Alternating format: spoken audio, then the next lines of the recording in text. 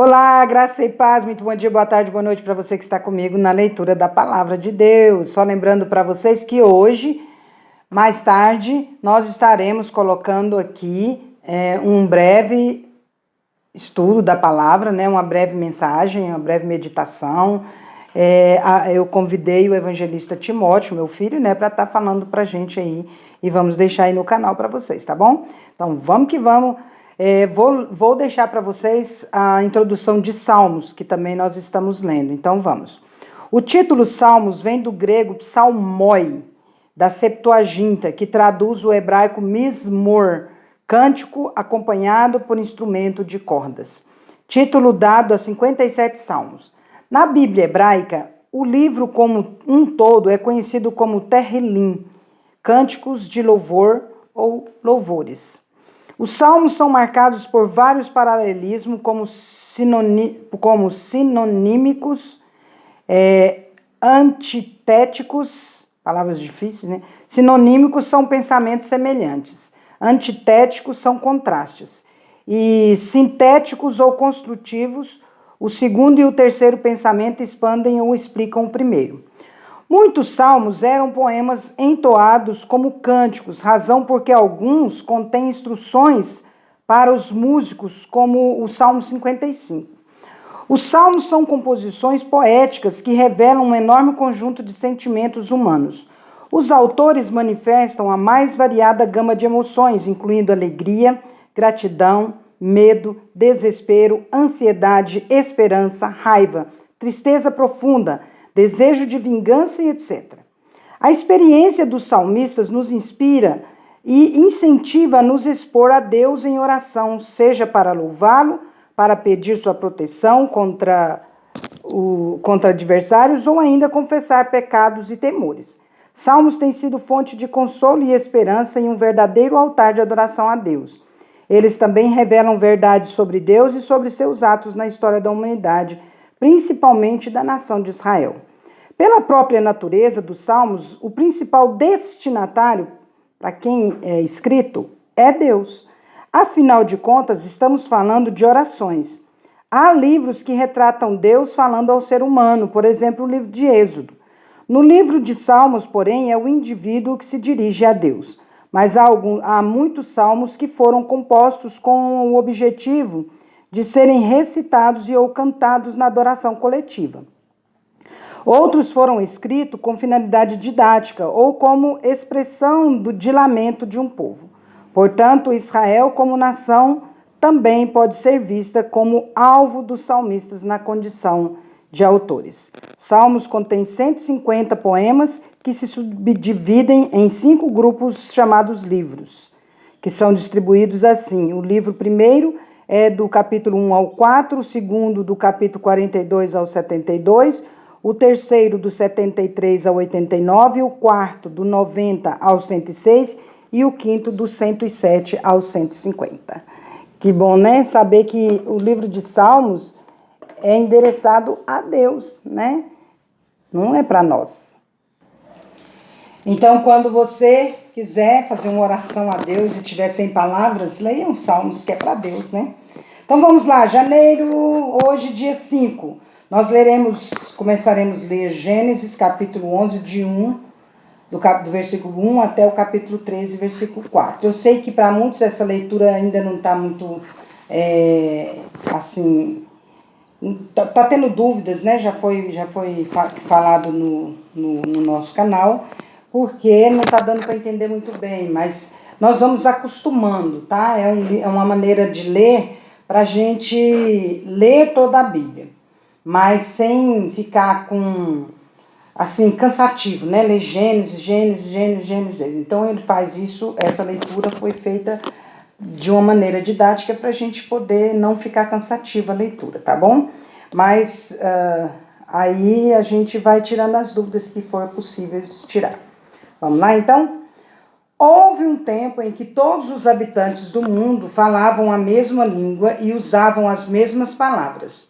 Ao migrarem do leste, encontraram uma planície na terra da Babilônia, onde se estabeleceram. Começaram a dizer uns aos outros: venham, vamos fazer tijolos e endurecê-los no fogo.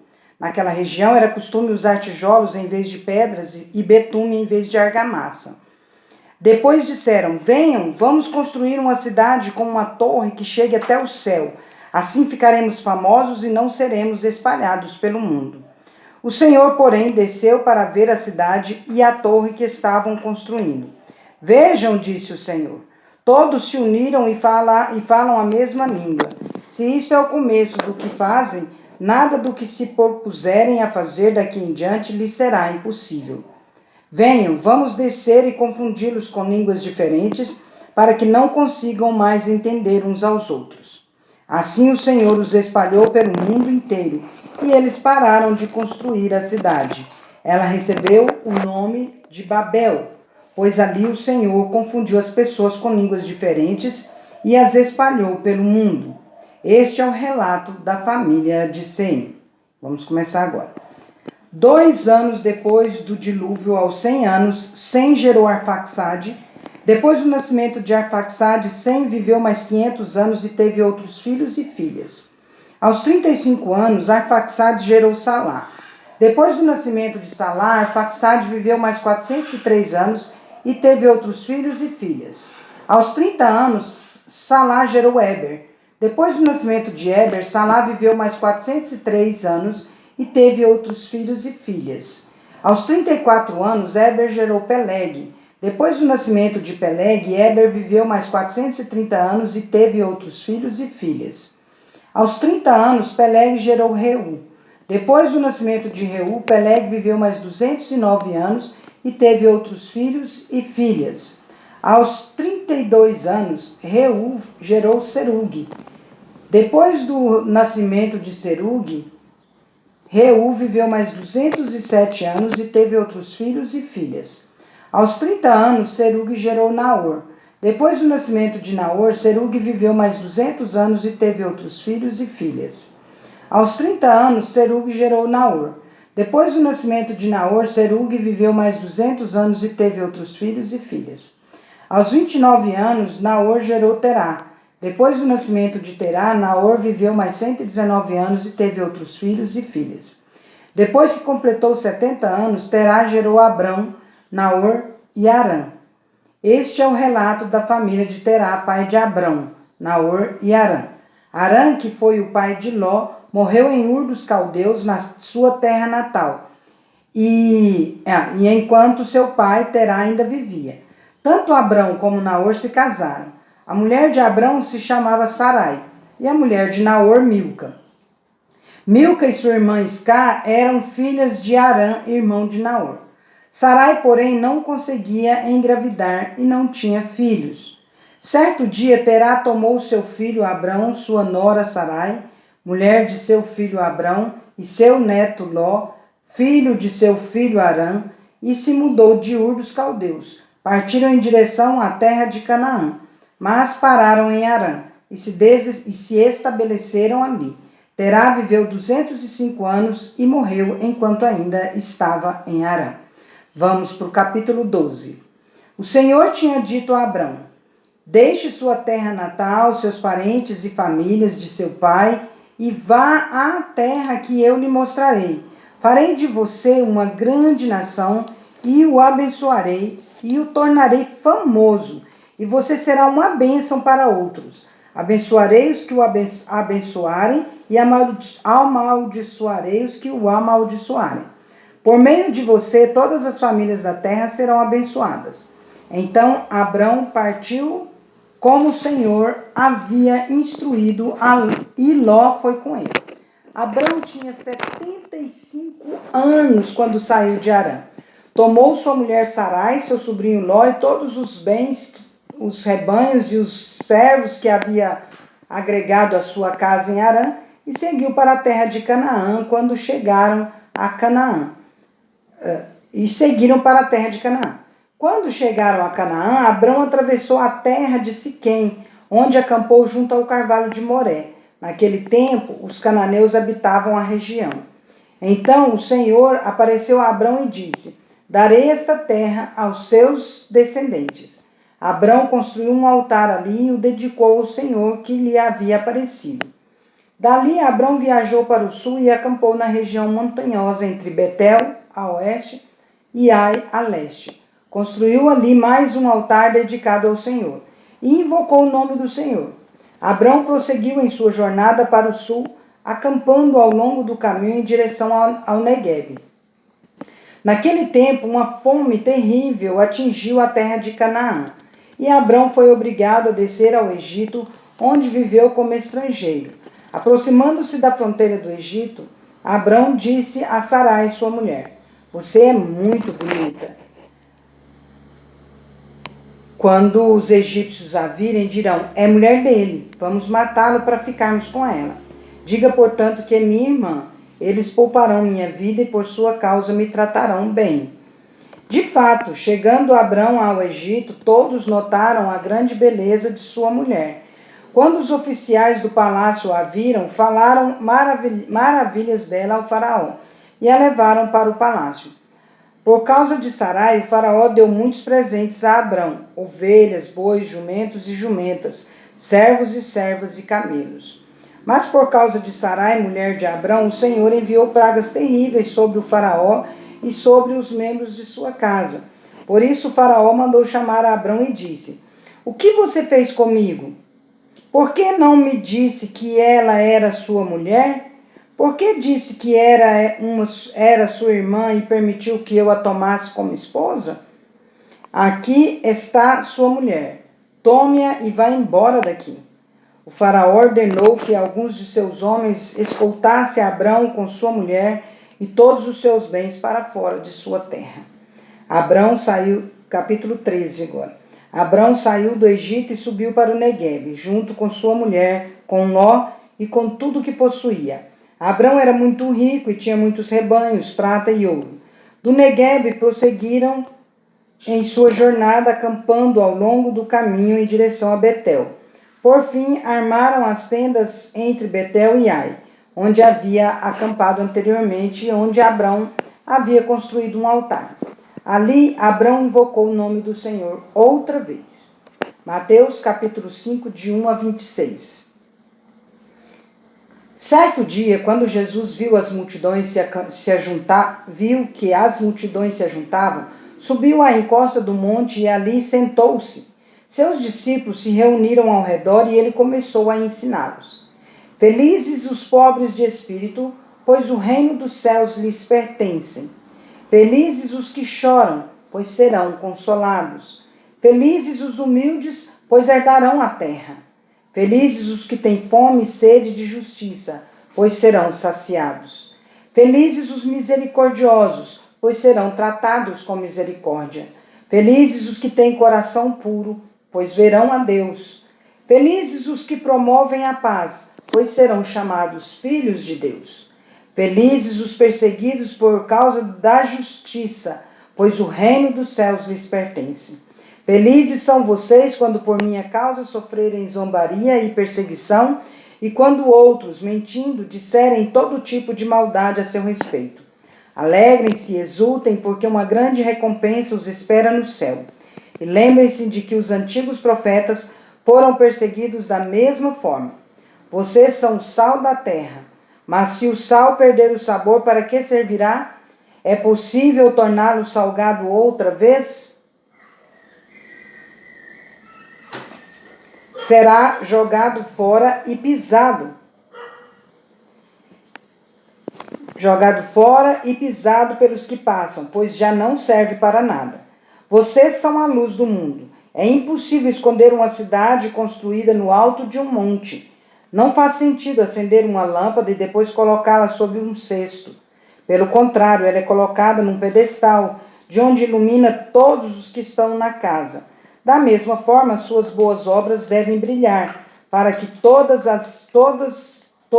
as vejam e louvem seu Pai que está no céu. Não pensem que eu vim abolir a lei de Moisés ou os escritos dos profetas. Vim cumpri-los. Eu lhes digo a verdade.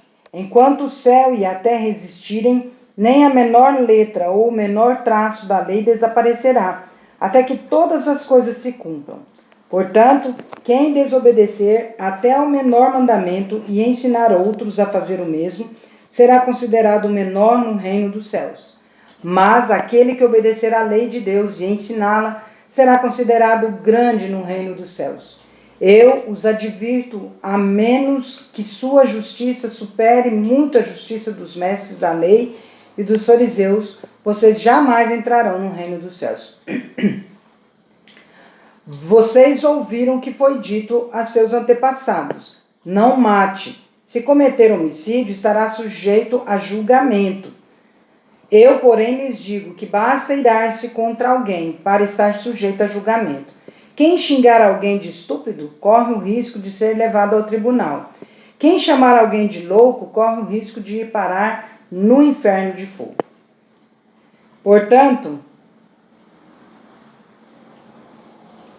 se você estiver apresentando uma oferta no altar do templo e se lembrar de que alguém tem algo contra você, deixe sua oferta ali no altar, vá, reconcilie-se com a pessoa e então volte e apresente sua oferta. Quando você e seu adversário estiverem a caminho do tribunal, acertem logo suas diferenças. Do contrário, pode ser que o acusador o entregue ao juiz e o juiz a um oficial e você seja lançado na prisão. Eu lhe digo a verdade, você não será solto enquanto não tiver pago até o último centavo. Agora vamos para o Salmo, capítulo 5, versículos de 1 a 12. Ao regente do coral, Salmo de Davi, para ser acompanhado com flauta. Agora nós sabemos que o destinatário aqui é o Senhor Deus, né? Ó Senhor, ouve minhas palavras e presta atenção a meus gemidos. Atende a meu clamor por socorro, meu Rei e meu Deus, pois é somente a ti que oro. Escuta minha voz logo cedo, Senhor. Toda manhã te apresento meus pedidos e fico à espera. Ó Deus, tu não tens prazer algum na maldade e não toleras o pecado dos perversos. Os orgulhosos não terão lugar em tua presença, pois odeias todos que praticam o mal. Tu destróis os mentirosos. O Senhor detesta assassinos e enganadores. Por causa do teu grande amor, entrarei em tua casa. Adorarei em teu templo com profunda reverência. Conduz-me pela tua justiça, Senhor, para que meus inimigos não me vençam. Remove os obstáculos do teu caminho para que eu os siga. Meus inimigos são incapazes de falar a verdade.